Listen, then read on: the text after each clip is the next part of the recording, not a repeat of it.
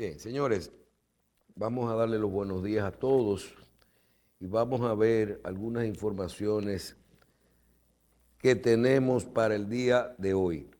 Vamos a hacer referencia a todo y explicar bien todo lo del aumento salarial a que se ha llegado el acuerdo el día de ayer, un acuerdo tripartito. Me llama la atención, no entiendo a veces algunos términos de algunos periódicos, ¿verdad?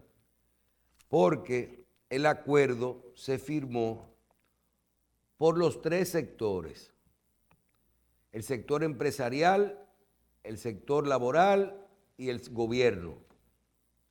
Los tres sectores firmaron este acuerdo. ¿Qué se aprobó ayer? Se aprobó un 20% de aumento salarial. ¿Cuándo el 12% de este 20% será ahora en abril y el 8% en enero del año 2026? ¿A quiénes? A quienes tienen el salario mínimo de un sector, de los sectores que no son específicos. Hay varios salarios, creo que 16. El del turismo, el de las organizaciones. Ahora, el no sectorizado es el que el salario mínimo tiene un 20% de aumento, del cual el 12% es ahora en abril y el 8% en enero. De todas formas, esto genera una serie de movilizaciones en los otros sectores y en los otros rangos de salarios. Porque aunque el aumento solo es en el salario mínimo, normalmente cuando los salarios mínimos se pegan del segundo, del tercer salario, ahí ya eso crea un poquito no necesariamente en la misma proporción del 20%, pero los salarios tienden a despegarse. Era necesario este aumento salarial, todos los sectores están de acuerdo y vamos a decir esto: las empresas grandes, que su salario actual es de 24.990, subirá en abril a 27.988 y en febrero del 2026 a 29.988. Las empresas medianas, que hoy son 22.908, en abril será 25.656 y en febrero será 27.489. Vamos al grueso: las empresas pequeñas, que son 15.351, subirá a 17.193 y luego a 18.421. Y las microempresas, 14.161, subirá a 15.860 y luego a 16.993.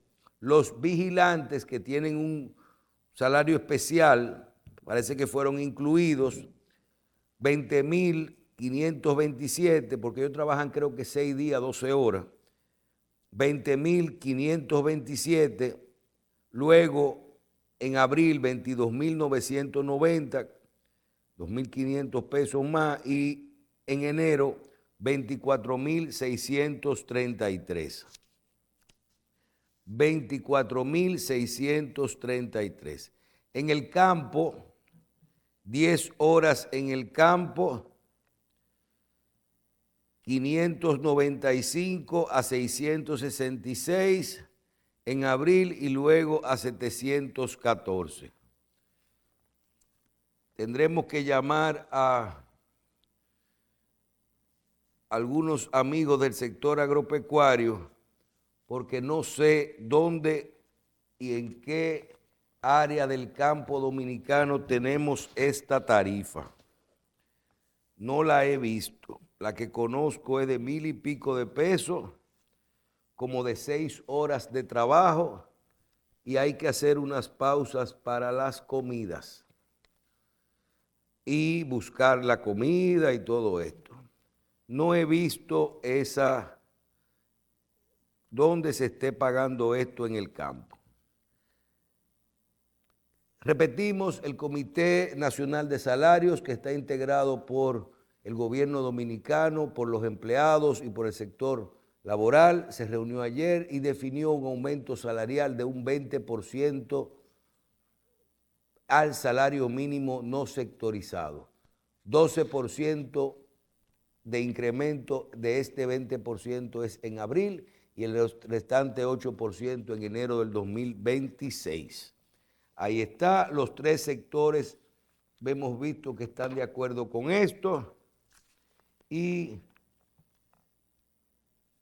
por lo que no entendemos, vimos las declaraciones de Celso Marrancini, la firma de los 3 sectores, vemos un titular que nos dice que el presidente Abinader destaca el pacto alcanzado como fue y que la empresa privada demanda un mediador para negociar.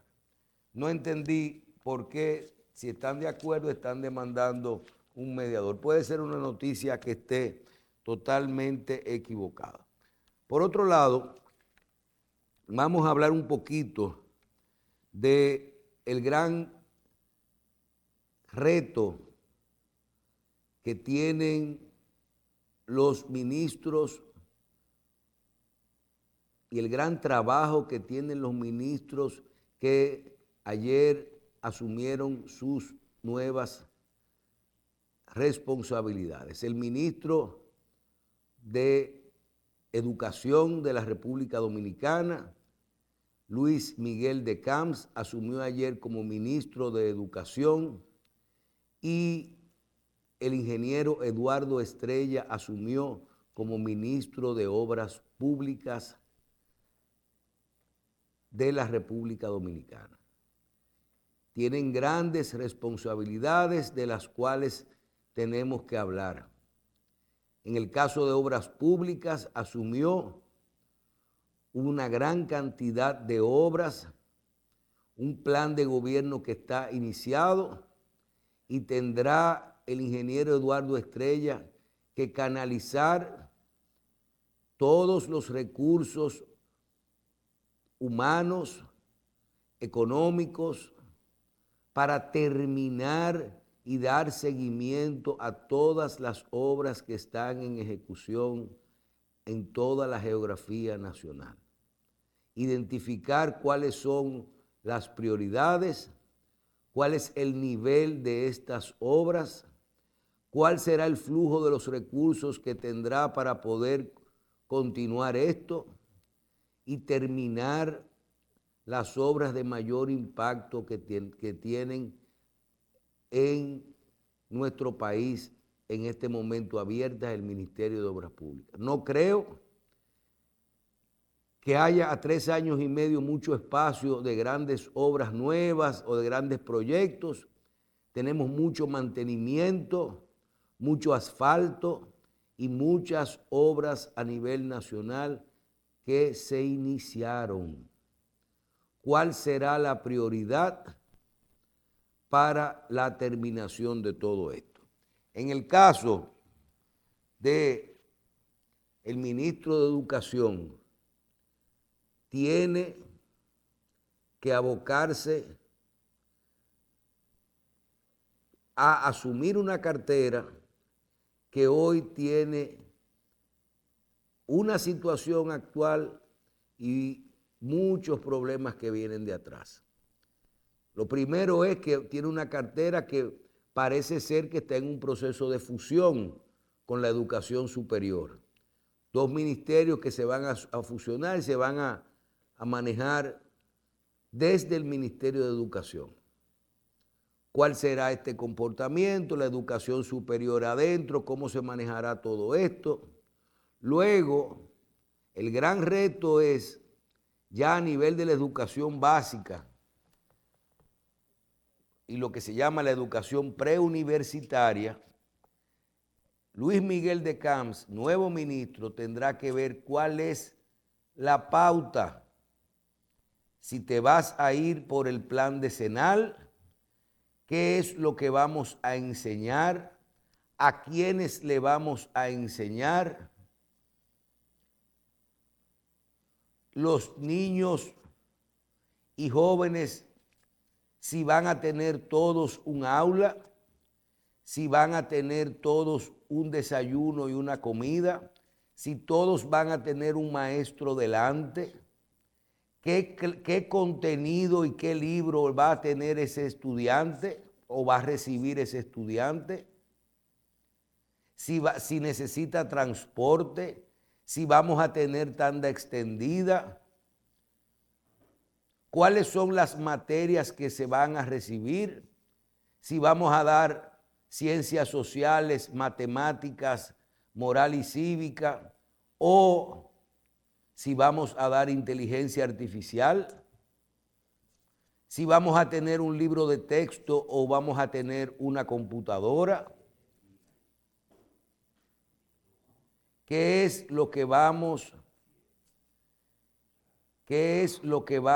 a hacer con nuestro sistema de educación? Tiene un gran reto, sobre todo que es un ministerio que maneja mucho presupuesto. ¿Cuáles van a ser y cómo van a ser las negociaciones con el principal responsable, al igual que el gobierno de esta educación, que son los profesores, y cómo van a llegar los acuerdos necesarios para poder impartir docencia?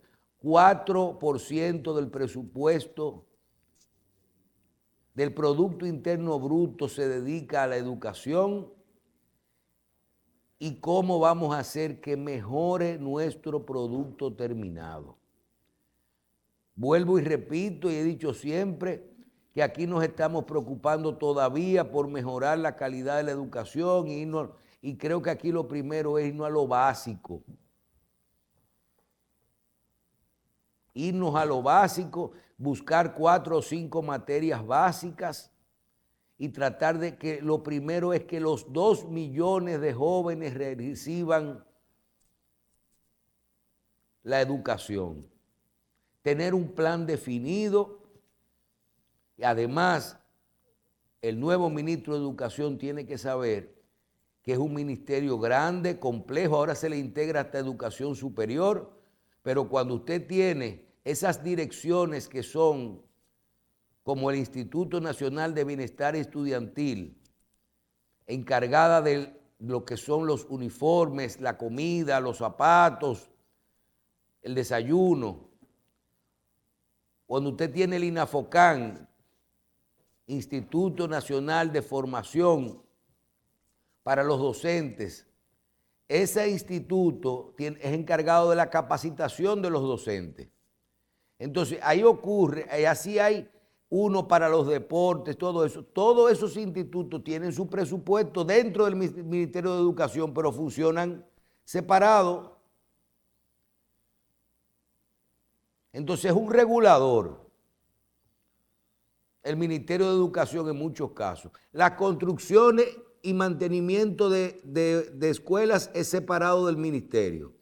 La comida, la bebida y los útiles y uniformes son separados del ministerio. El transporte escolar es separado del ministerio. La capacitación de maestros es separada del ministerio. Los deportes son separados del ministerio.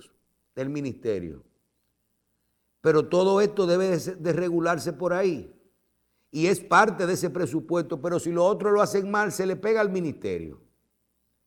Entonces, esa orquesta, y ahora tiene educación superior, supuestamente, si esto se termina la fusión.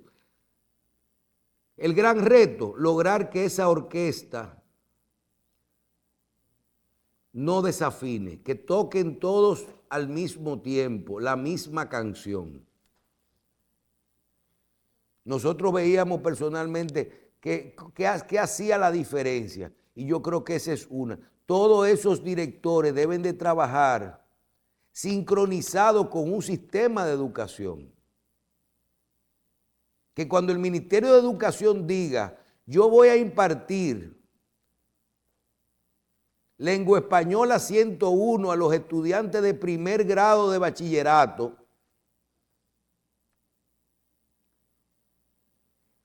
ese profesor esté recibiendo con este contenido, con este libro, con ese programa, y que ese estudiante reciba ese libro con ese programa preparado, pero que ese profesor reciba la capacitación para ese programa.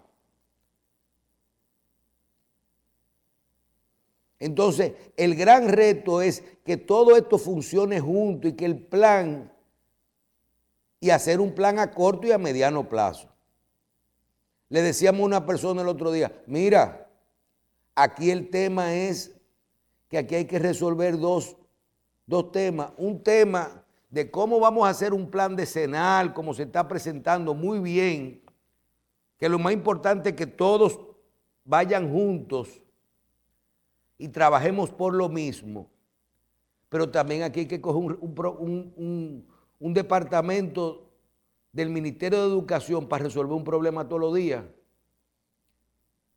Un problema con unos profesores en Asua, una escuela que no tiene agua, un carro que se dañó, un libro que no llegó. Porque los problemas son muchos y problemas básicos.